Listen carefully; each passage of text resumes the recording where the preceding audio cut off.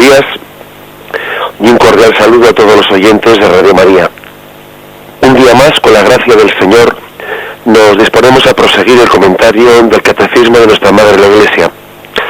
Dentro de la parte del credo referida a la Iglesia, hoy nos adentramos en el punto 857 al 860. Queremos comentar estos 4 puntos. La Iglesia apostólica. Recordaréis que el Catecismo, dentro de esa presentación tradicional que la doctrina católica ha hecho sobre los atributos de la Iglesia una, santa, católica y apostólica, pues ha seguido lo que tradicionalmente ha sido este orden, ¿no? Primeramente habló de la Iglesia una, después santa, después católica, después finalmente ahora comenzamos a hablar de la Iglesia apostólica. Es el orden tradicional en el que se han descrito estos 4 atributos de la Iglesia. Sin embargo, ya dijimos al principio que aunque este sea el orden tradicional, posiblemente este último del que vamos a hablar es el más importante. El atributo de la Iglesia apostólica es el fundamento de los 3 anteriores. Si la Iglesia es una, si la Iglesia es católica, si la Iglesia es santa, se basa especialmente en su apostolicidad, en esa continuidad que tiene desde Jesucristo a través de los apóstoles. Estos 4 atributos, pues, no, Iglesia una, santa, católica, apostólica, los 4 atributos nos quieren mostrar cómo la Iglesia, esta Iglesia nuestra, en la que estamos, en la que vivimos, en la que nos alimentamos de Cristo, que la formamos, pues, no únicamente los santos que veneramos, sino también los pecadores que somos nosotros. Esta Iglesia es la Iglesia fundada por Jesucristo. Estos atributos nos quieren mostrar hasta qué punto en esta Iglesia católica subsiste la verdadera Iglesia fundada por Jesucristo. Es pues una mostración de cómo, a pesar de los pesares, a pesar de nuestros pecados, a pesar de tantos zarpazos que en la historia, ¿no?, la Iglesia ha padecido, a pesar de todo, en esta Iglesia subsiste la Iglesia fundada por Jesucristo.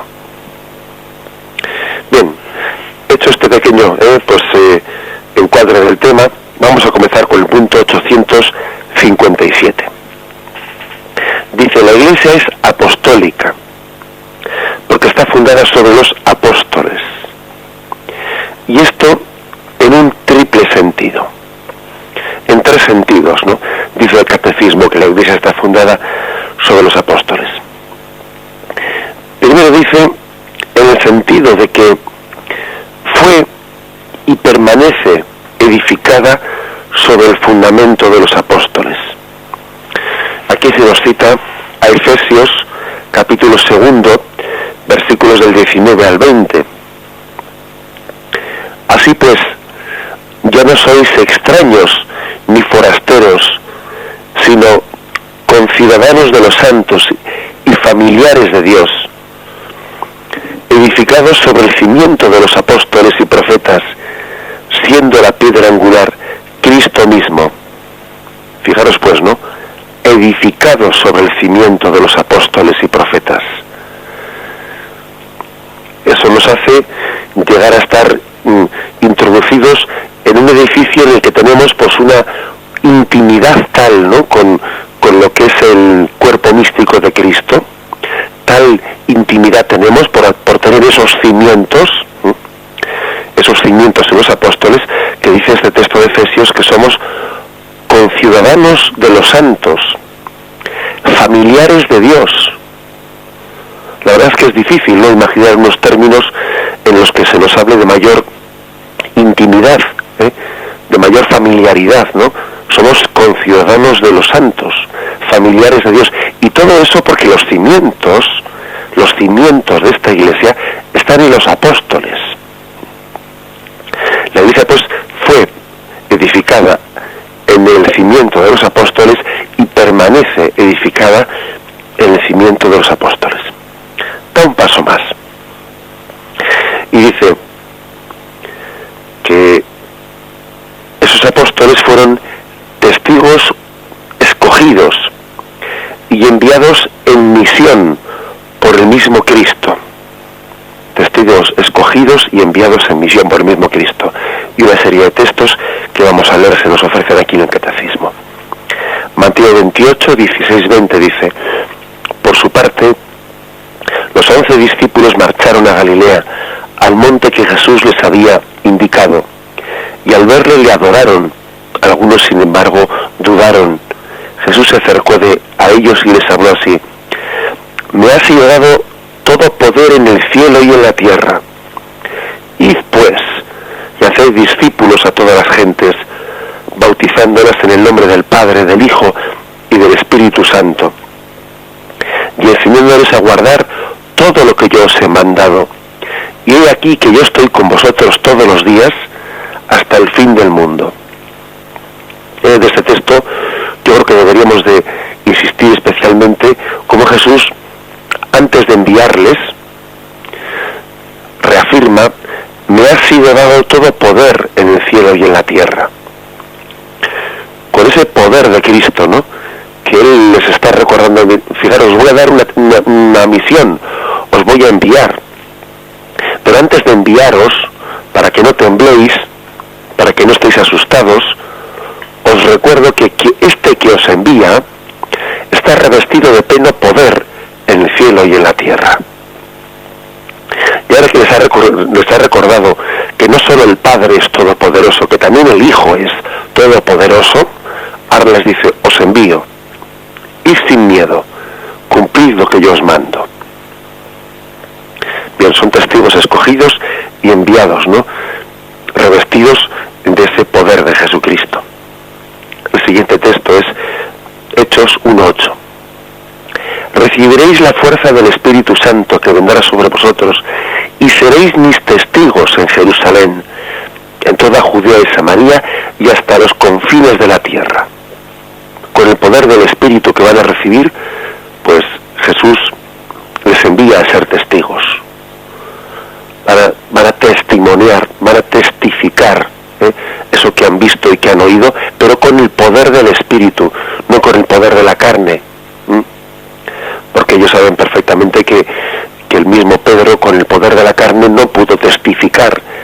Pedro, con el poder de la carne, con la fuerza que tenía en su carne, negó a Cristo. Sin embargo, con el poder del Espíritu, le testificó. Y fue mártir, fue testigo, que eso significa mártir, testigo de Cristo. Con el poder del Espíritu. El siguiente texto es 1 Colosenses 9:1. ¿No soy yo libre? ¿No soy yo apóstol? ¿Acaso no he visto yo a Jesús, Señor nuestro? ¿No sois vosotros mi obra en el Señor? Está Pablo presentándose ante la comunidad de los de los colosenses, ¿no? Y entonces reivindica su ser apóstol, reivindica su haber visto al Señor. Entonces, ser apóstol es haber visto al Señor y por lo tanto haber engendrado en la fe a esa comunidad. Por eso dice: ¿no sois vosotros mi obra en el Señor? ¿No os he engendrado yo en Cristo?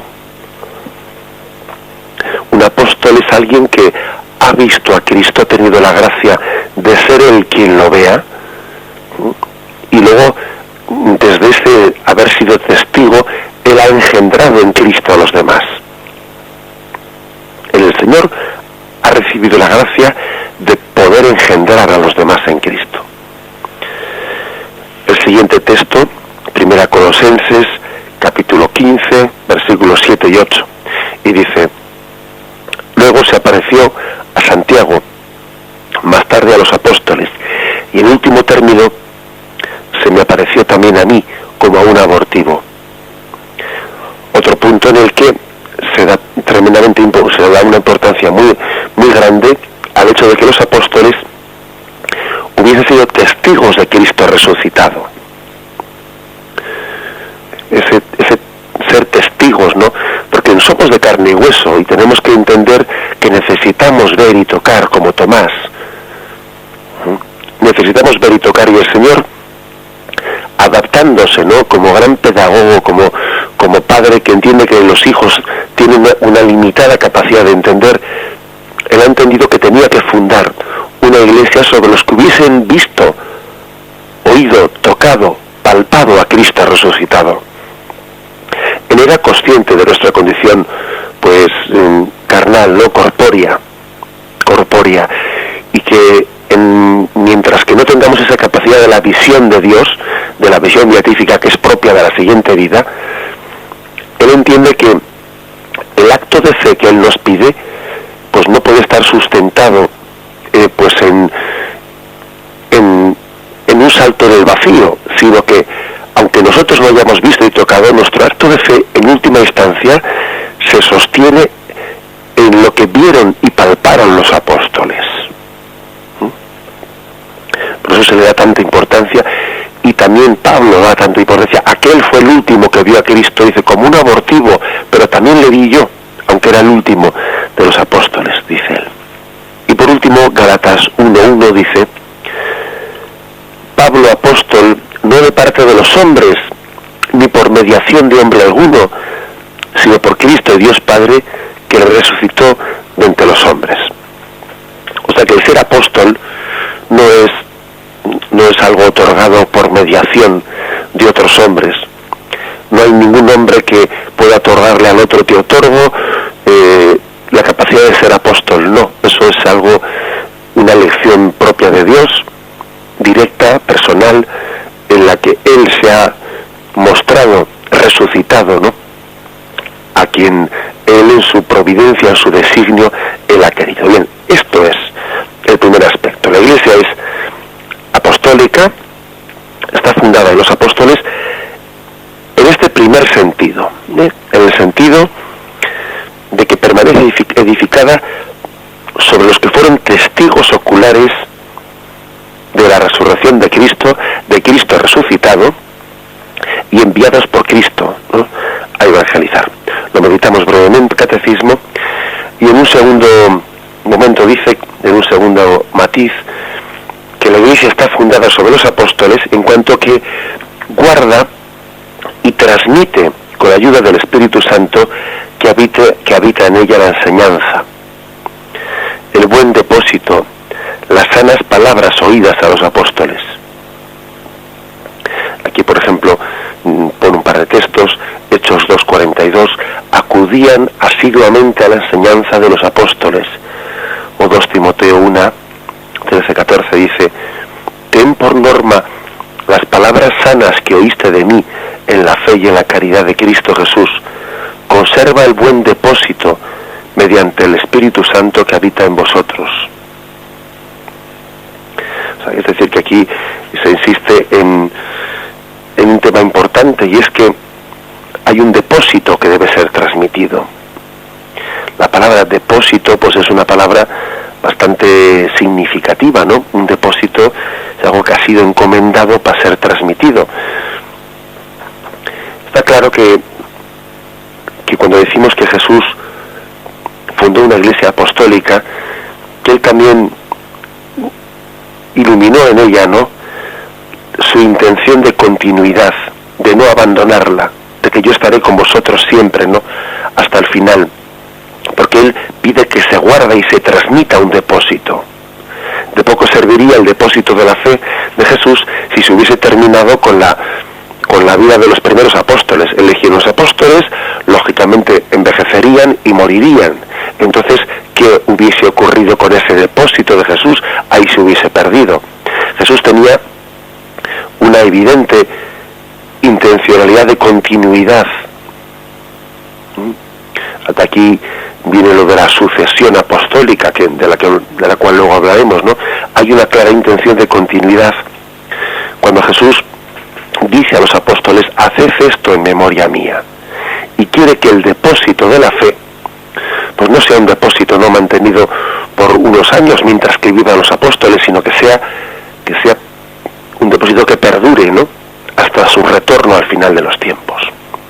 Un depósito guardado con esmero, con mimo, con cuidado, preservado de errores. Continúa el punto 857. Sigue siendo enseñada, santificada y dirigida por los apóstoles hasta la vuelta de Cristo, gracias a aquellos que le suceden en su ministerio pastoral. El colegio de los obispos, a los que asisten los presbíteros, juntamente con el sucesor de Pedro y sumo pastor de las iglesias.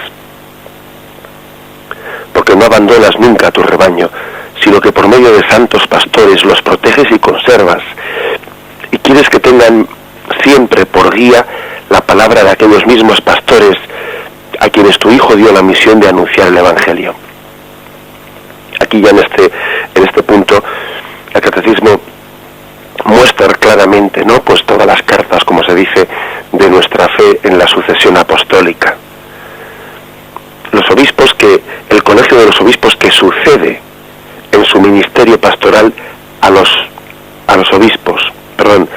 apóstoles, al colegio apostólico. El colegio apostólico es prolongado por el colegio de los obispos. Esto es lo que nosotros llamamos la sucesión apostólica. Algo que la primitiva comunidad cristiana valoraba tremendamente, ¿no?, para distinguir la verdadera iglesia de las falsas iglesias.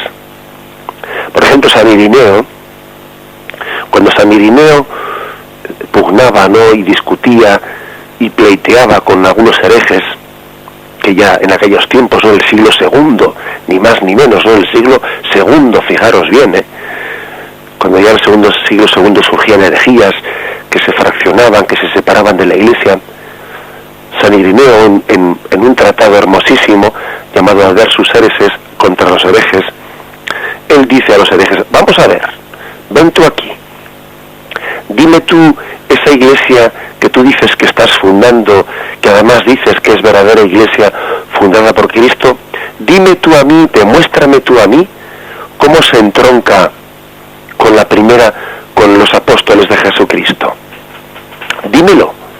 A ver, dime tú qué continuidad apostólica tienes tú en esa iglesia.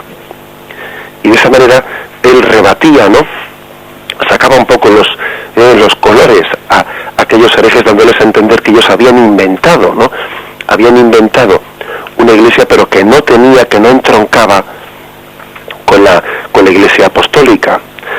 Sin embargo, si recordáis, cuando nosotros solemos rezar, que por desgracia pocas veces se reza, ¿no?, pero cuando rezamos la plegaria, lo que se llama el canon romano, la plegaria eucarística primera, en ella se hace todo un elenco de cuáles fueron los sucesores de los apóstoles, ¿no?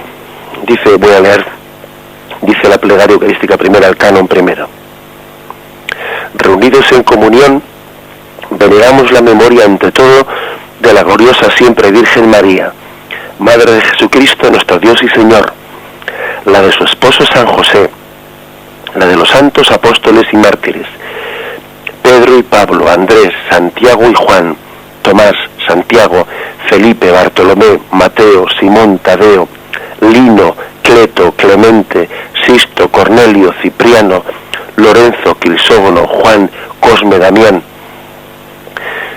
La primitiva iglesia, al rezar el canon, mentaba, ¿no?, toda esa sucesión apostólica, porque era consciente de que esos eran los sucesores de los apóstoles y que su iglesia entroncaba con Cristo a través de esa sucesión apostólica. Y entonces Irineo pleitea, discute, polemiza con esas iglesias herejes, diciéndoles: pero tú ¿cómo pretendes ser la verdadera iglesia de Cristo si tú no mantienes dentro de ti esa sucesión apostólica? Y Irineo tuvo mucho cuidado de hacer lo que podríamos llamar un árbol genealógico, es decir, ver cómo en cada sede apostólica, en cada sede donde había un obispo, se estaba engarzando ese obispo con su anterior y su anterior, así hasta llegar uno de los 12 apóstoles. Por ejemplo, cualquiera de los oyentes de este programa, pues probablemente, ¿no?, si ha recibido la gracia del bautismo, que me imagino que será la mayoría, cualquiera de los oyentes de este programa ha sido bautizado por un sacerdote, el cual sacerdote ha sido ordenado, le han impuesto las manos por parte de un obispo, al cual obispo se le han impuesto las manos por parte de otro obispo. 3 obispos, suelen ser 3 obispos mínimamente los que ordenan a otro obispo. Y a esos obispos les impusieron las manos otros obispos, y a esos otros, y así nos remontamos en una cadena de sucesión apostólica en la imposición de las manos, llegando a los 12 apóstoles. A esto se le llama la sucesión apostólica, que es algo básico, que es algo clave, ¿no?, en la transmisión de la fe desde Jesucristo. Nosotros no inventamos la Iglesia, la transmitimos. Dice San Pablo: reaviva la gracia que recibiste por la imposición de las manos en ti. Es decir, no comienza contigo, por la imposición de las manos recibiste la gracia, ahora tú reavívala y transmítela. Después este aspecto, un aspecto fundamental, ¿no?, el de la sucesión apostólica, un aspecto clave, fundamental. Nosotros en el colegio de los obispos vemos la continuidad del colegio apostólico. Cuando los obispos se reúnen en concilio, y todos los obispos de la Iglesia Universal están reunidos en el concilio, como pudo ser en la última ocasión el Concilio Vaticano II, a esa asamblea le damos la misma trascendencia que la que tuvo los apóstoles reunidos en Jerusalén. Allí, cuando en el primer concilio de Jerusalén se juntaron los apóstoles mismos para deliberar en torno a las circunstancias que iban surgiendo, ¿no?, en aquel caso de cómo poder evangelizar a los gentiles, bajo qué condiciones.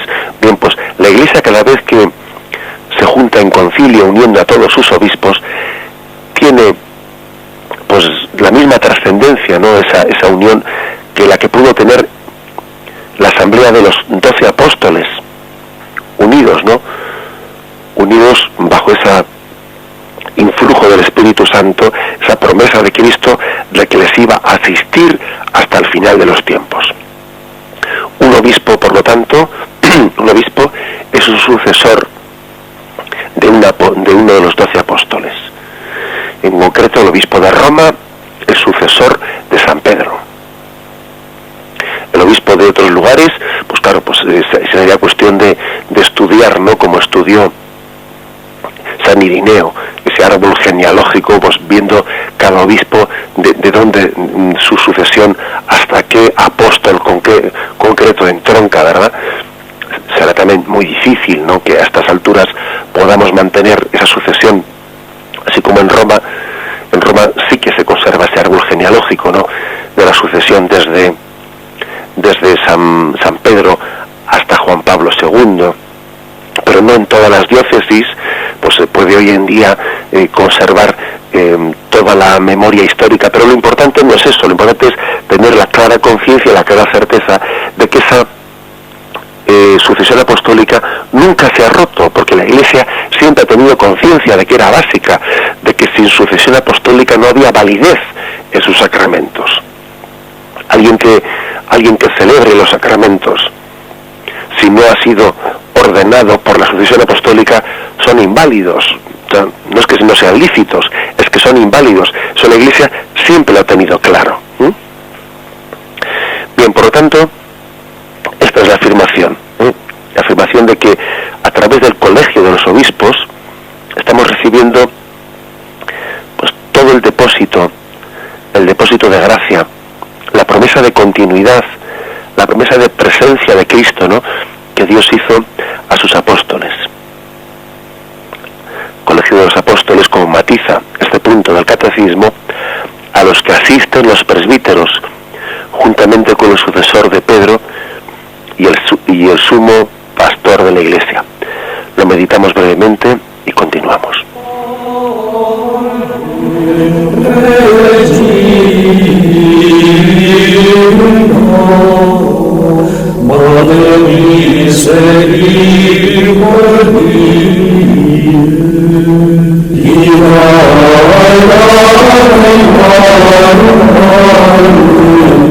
Pasamos al punto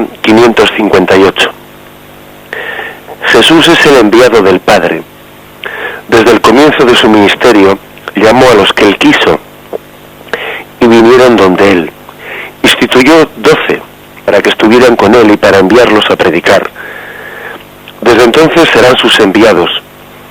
Es lo que significa la palabra griega apostoloi. En ellos continúa su propia misión. Como el Padre me envió, también os envío yo. Por tanto, su ministerio es la continuación de la misión de Cristo. Quien a vosotros recibe, a mí me recibe, dice a los apóstoles. Bien, es hermoso el texto Marcos 3, 13, 14, que aquí cita, ¿no?, el punto del catecismo. Llamó a los que él quiso y vinieron donde él. Instituyó 12 para que estuvieran con él y para enviarlos a predicar. Fijaros en este detalle, ¿no?, que dice instituyó 12. Podría haber dicho eligió 12, ¿no? Pero es que dice instituyó. Y la palabra instituyó, pues, dice mucho más que la palabra eligió. Porque si hubiese elegido 12, dice, bueno, pues ha elegido 12 como podría haber elegido 7 o 14 o 11 o 13, pero la palabra instituyó, estaba con ello, conlleva un matiz, ¿no? El matiz un poco de que no se refiere únicamente a las personas concretas, sino se refiere a la institución que ellas forman entre ellas, a la colegialidad, al colegio apostólico. La palabra instituyó hace referencia a una institucionalidad que va a tener una prolongación. No es difícil ver ese matiz, ¿no?, en esa frase de instituyó a los 12. Y les instituyó, pues con ese deseo de, aparte que es evidente, ¿no?, que hablar de institución de los 12, pues tiene toda una connotación de la prolongación de las 12 tribus de Israel del Antiguo Testamento. Israel estaba constituido en 12 tribus. La nueva iglesia está constituida en 12 apóstoles, ¿no? Es una institución. Y dice que los eligió para que estuvieran con él y luego para enviarlos a predicar. Primero para que estuvieran con él y luego para enviarlos a predicar. Lo cual también remarca más que Jesús creó una escuela apostólica. Una escuela apostólica. Él instituye el colegio apostólico y él crea una escuela apostólica. Como dice este punto del catecismo, apóstol, apostoloi, que es en griego, significa enviado. Significa enviado, y ese es un matiz, pues también muy propio de la Sagrada Escritura, porque el Señor ha querido prolongar su acción entre nosotros. Es muy propio del estilo del Señor el haber querido hacer las cosas sirviéndose de mediaciones. El Señor, a veces sí, ¿no?, eres libérrimo y no somos nosotros quienes para decirle al Señor cómo tiene que hacer las cosas. El Señor puede actuar, pues de primera, directamente, no sin intermediación, como cuando creó el mundo al principio, ¿no? Pero luego uno observa la Sagrada Escritura, observa cuáles son las formas en las que Dios ha querido llevar adelante su obra de salvación. El Señor ha querido prolongar su acción siempre a través de mediaciones. Dios creó el mundo y lo hizo directamente, sí, pero luego lo rige y el mundo va desarrollándose, va evolucionando a través de causas segundas. Y a través de causas segundas el mundo es regido por esa causa primera que es Dios. Y a través de mediaciones humanas la Iglesia va transmitiendo la gracia de ese único y en este momento invisible y ascendido a los cielos, que es Jesucristo. Desde unas mediaciones humanas el Señor prolonga, desde ese trono celestial donde está sentado a la derecha del Padre en el cielo, el Señor prolonga por una mediación humana pues su influjo de gracia. Lo que fue la procesión dentro de la Trinidad, ¿no?, que el Hijo procede del Padre, lo que es la misión que el Padre envió a su Hijo al mundo, pues ahora también el Hijo envía a los apóstoles. Los apóstoles son enviados, ¿no? Y todo es una continuación, una prolongación de la acción de Dios. Es verdad que Dios, siendo todopoderoso y libérrimo en su actuación, podía haber hecho todo sin servirse de ninguna causa segunda, de ninguna mediación. Podía haber llevado adelante su obra de salvación pues de esa forma directa, pero es que Él ha querido implicarnos, implicar a la creación, implicarnos a cada uno de nosotros, implicar a los hombres en su obra de salvación. Y es mucho más maravillosa esta forma de hacer las cosas. ¿Qué es más? ¿Hacer o hacer? ¿Qué es más? ¿Hacer una cosa o potenciar para que unas criaturas, por la gracia de Dios, sean capaces de hacer eso? Sin duda alguna es un mayor signo de la gracia todopoderosa de Dios el hacer que solamente el hacer. Poniendo el ejemplo que siempre recurrimos a él, ¿no? Que es el ejemplo, pues bueno, la metáfora que tenemos paterno-filial. ¿Cómo hace más grande un padre a un hijo? ¿Haciéndole las cosas o enseñándole a hacerlas? ¿O haciéndole hacerlas? Así pues, Dios también, siguiendo este principio de pedagogía divina, ¿no?, ha querido que los apóstoles sean enviados, prolongación de la acción de Dios entre nosotros.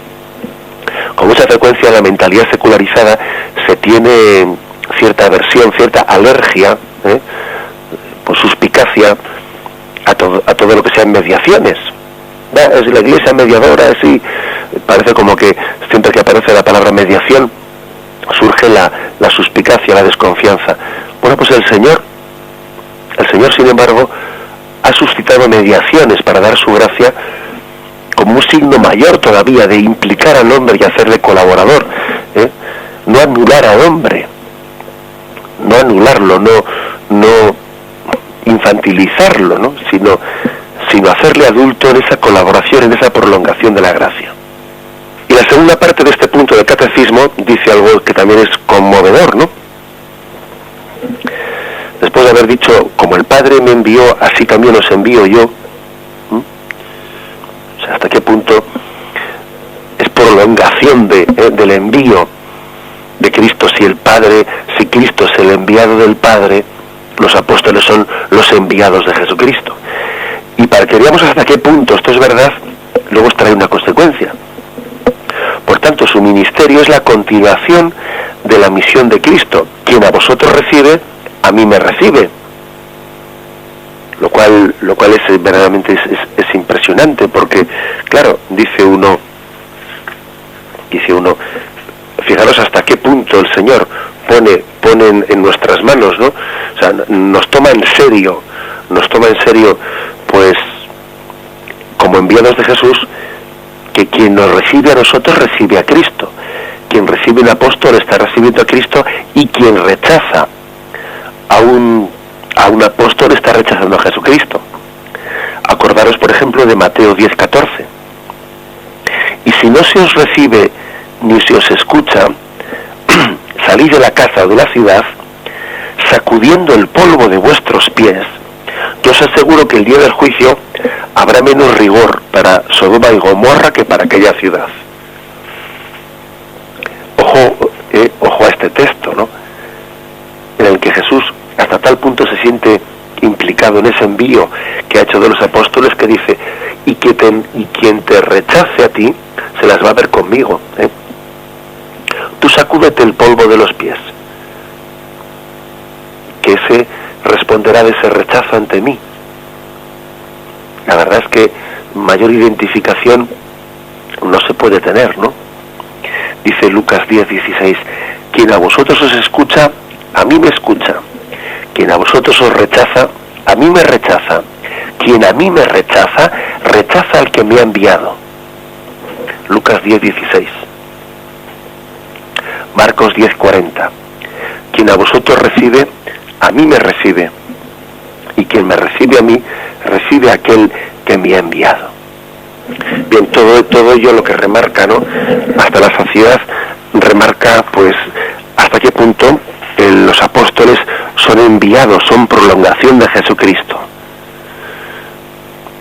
Hasta el punto de que es Cristo mismo, ¿no?, el que está siendo recibido o rechazado. Acordaros de aquel pasaje en el que aquel Pablo de Tarso, Saulo, que perseguía a los apóstoles, se encontró con la sorpresa cuando fue derribado, ¿no?, camino de Damasco, que una voz le decía: Saulo, Saulo, ¿por qué me persigues? Porque tú te crees que estás persiguiendo a los cristianos, pero es a mí a quien me estás persiguiendo. Tal es la identificación, ¿no?, que tiene Cristo con sus apóstoles, con los apóstoles y con los que prolongan, ¿no?, la acción de esos apóstoles. Bien, vamos a meditarlo y continuamos. El punto 859 dice: Jesús los asocia a su misión recibida del Padre. Como el Hijo no puede hacer nada por su cuenta, sino que todo lo recibe del Padre que le ha enviado, así aquellos a quienes Jesús envía no pueden hacer nada sin Él, de quien reciben el encargo de la misión y el poder para cumplirla. Los apóstoles de Cristo saben, por tanto, que están calificados por Dios como ministros de una nueva alianza, ministros de Dios, embajadores de Cristo, servidores de Cristo y administradores de los misterios de Dios. Hay una afirmación clara, ¿no?, que los que son enviados por Cristo saben perfectamente, ¿no?, que sin Él no pueden hacer nada. Eso nos remite a ese texto, Juan 15:5: Yo soy la vid, vosotros los sarmientos. El que permanece en mí y yo en él, ese da fruto, porque sin mí no podéis hacer nada. Bien, si esta expresión, sin mí no podéis hacer nada, puede ser aplicada a todo cristiano que no somos nada sin la gracia de Dios, pues todavía puede ser aplicada de una manera mucho más directa, unívoca, a lo que al ministerio se refiere para los apóstoles, ¿no? Sin mí no podéis hacer nada quiere decir que si cortamos, ¿no?, el sarmiento de la vid, si cortamos la sucesión apostólica, no somos nada. Los apóstoles son algo en cuanto que están entroncando, ¿no?, con la sucesión apostólica que es Cristo. Si se poda, si se interrumpe la sucesión apostólica, ¿no?, si se fractura, entonces cuando surge una secta, ¿qué tal significa secta? Secta es separación, segregado, apartado, de esa sucesión apostólica.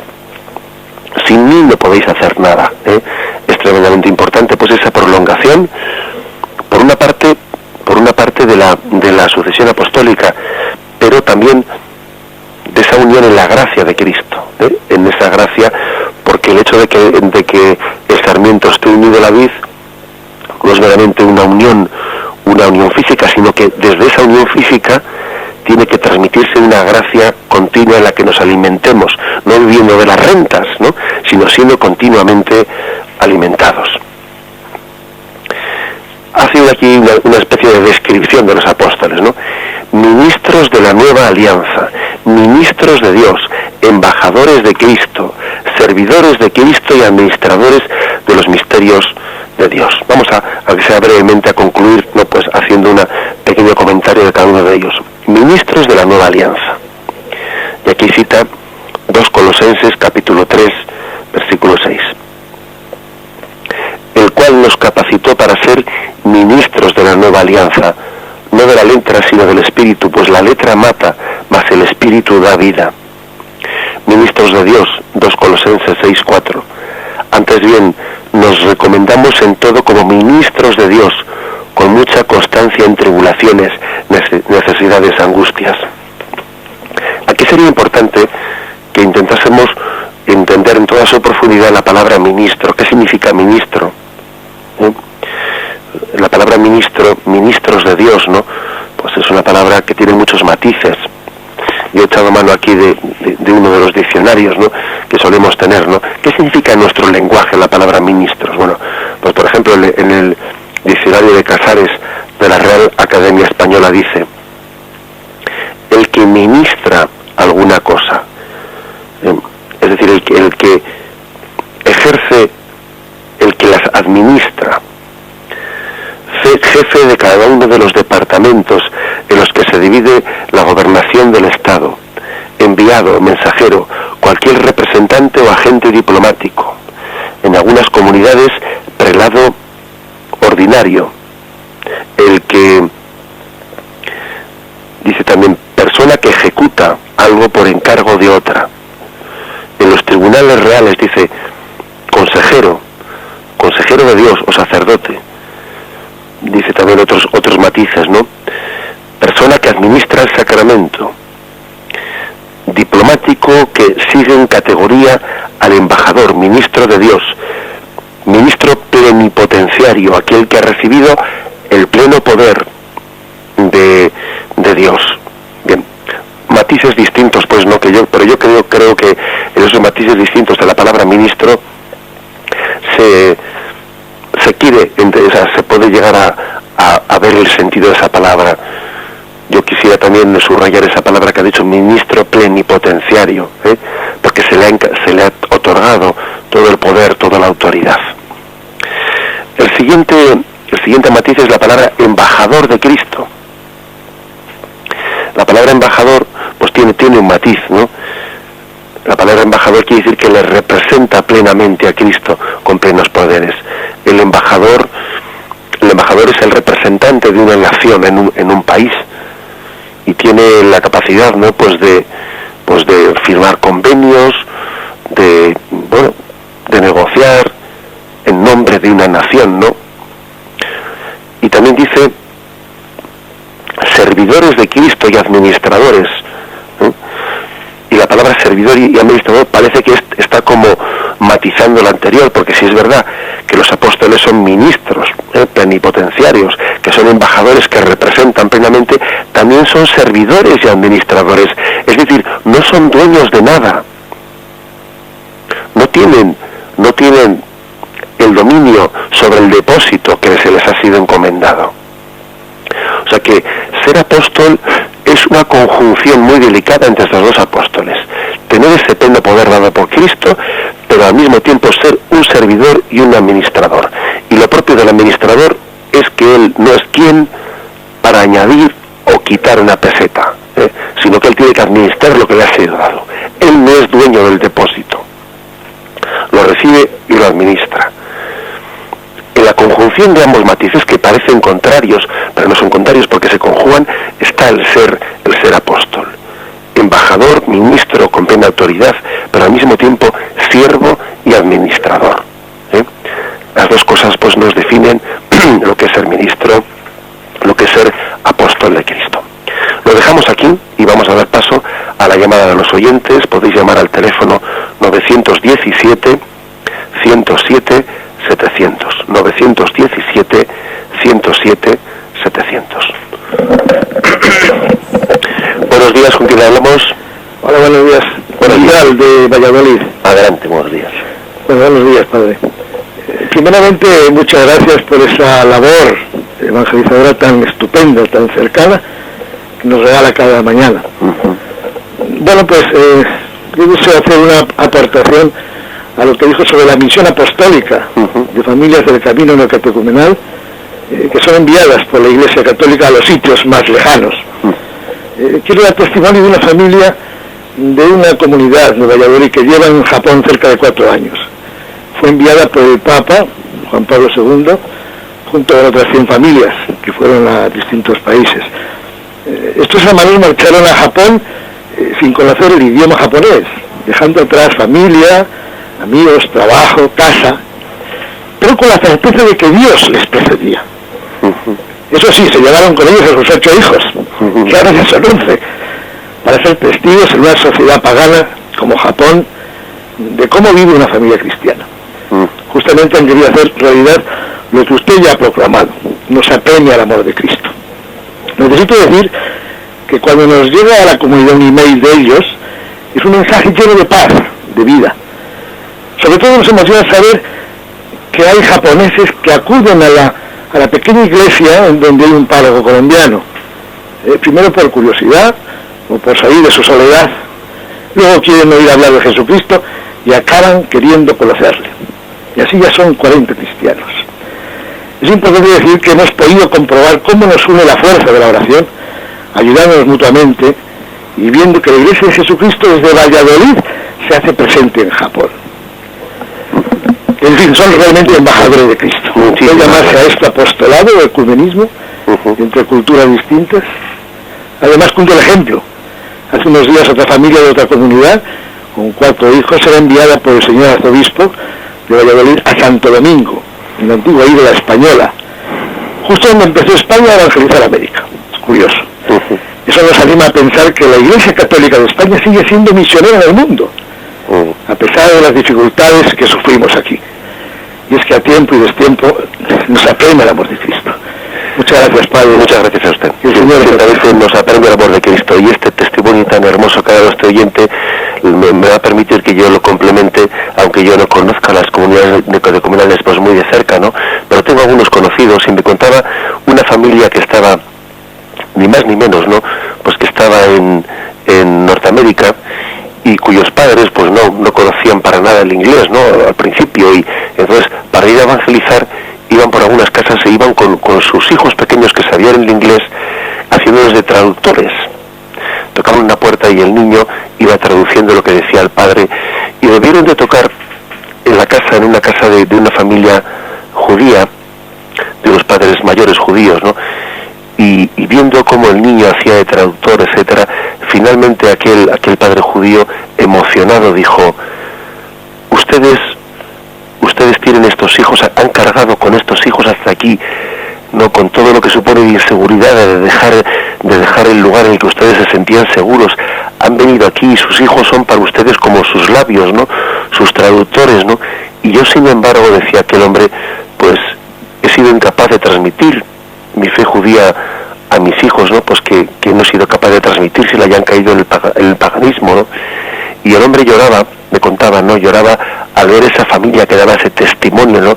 De dejarlo todo por Cristo. La verdad es que hay episodios de este talante que nos cuenta el oyente, ¿no? Que son verdaderamente heroicos, emocionantes, y al mismo tiempo que heroicos. Yo creo que si los que no sé, esas familias que han sido enviadas en misión no se sentirían héroes, ¿no? Ellos dirían que la gracia de Cristo, que el amor de Cristo les ha premiado, y adelante, ¿no? Creo que son páginas gloriosas para gloria de Dios de la historia de la Iglesia. Adelante, damos paso al siguiente oyente. Buenos días. Buenos días. Soy Marimar de Valladolid también. Buenos días, Marimar. Hola, buenos días.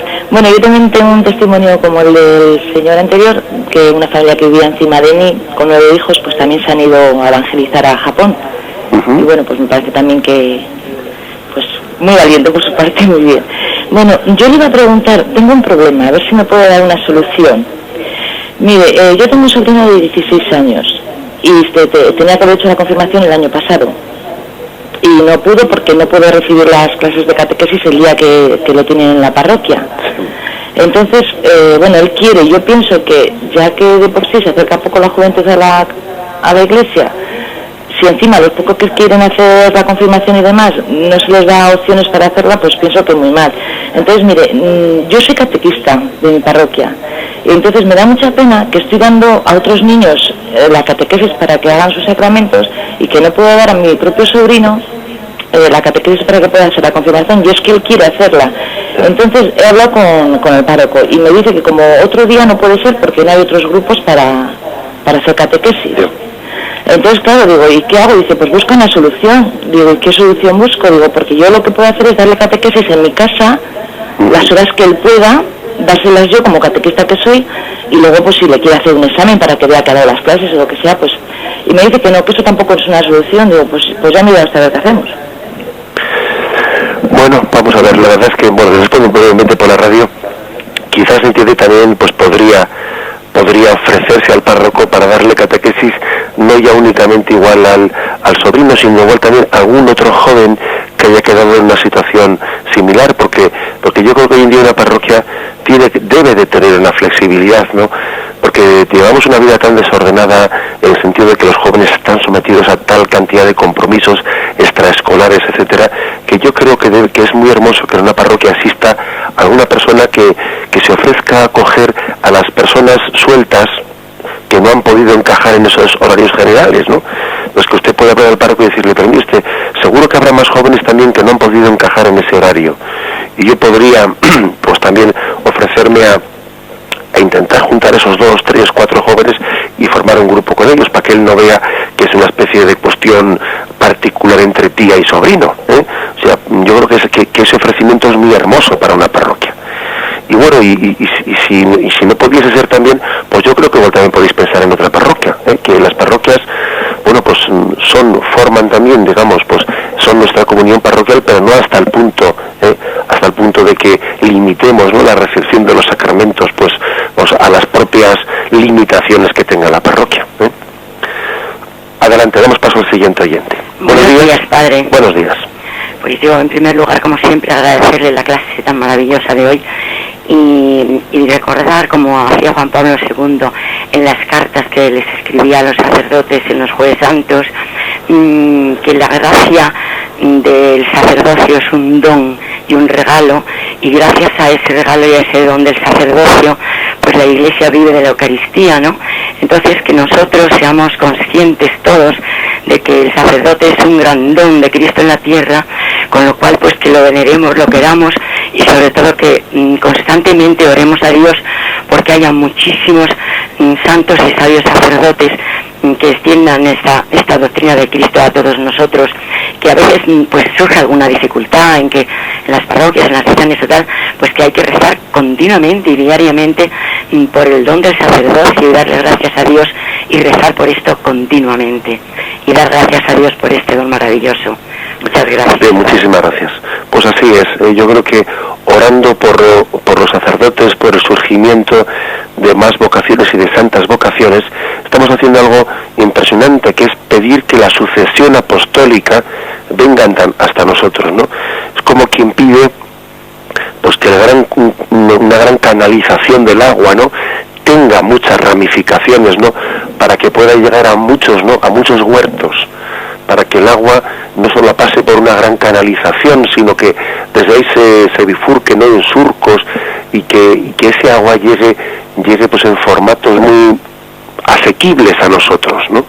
Asequibles, es como el grifo del agua que abrimos en nuestra cocina y en el cual llega un agua que ha pasado por un gran canal, ¿no? O sea, los sacerdotes nos hacen muy asequible la sucesión apostólica, muy a nuestro alcance, ¿eh?